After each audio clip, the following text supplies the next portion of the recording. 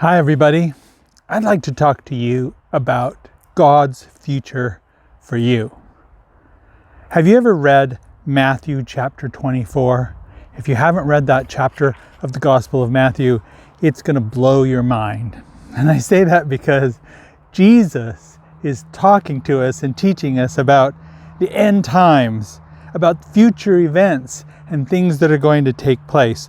So what he says in a nutshell is that there's going to be wars and rumors of wars, and nations are going to rise up against nations. But he says to you and me, don't be alarmed.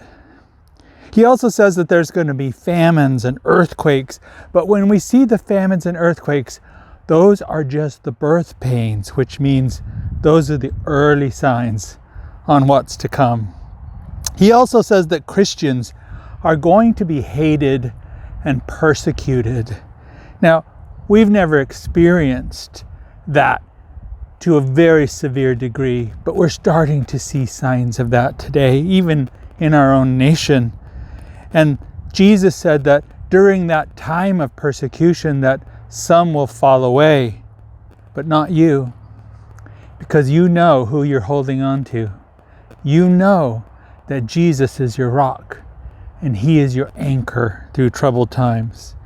Jesus says there's going to be an increase in wickedness. But he says to you and me, stand firm. Don't be swayed by the winds of temptation or evil in the world around us. Stand firm in what we know and who we know in Jesus. Jesus said there's also going to be false messiahs, people claiming to be saviors of the world and of our society.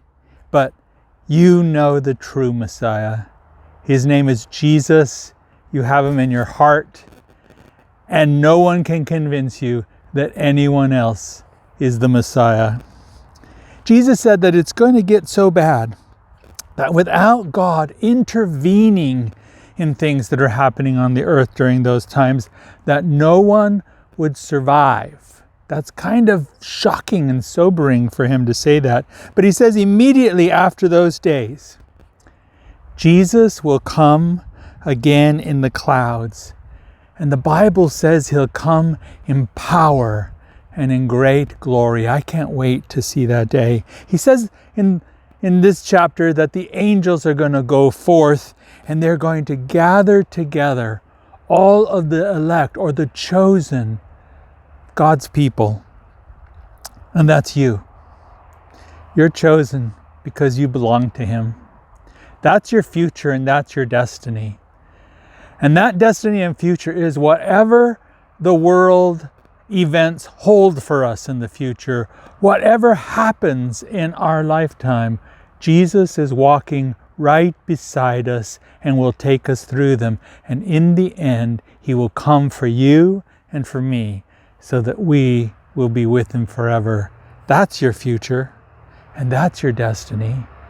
And in a nutshell, when the storm has passed by on this earth, you will be left standing because you know Jesus. God bless you. Thanks for listening.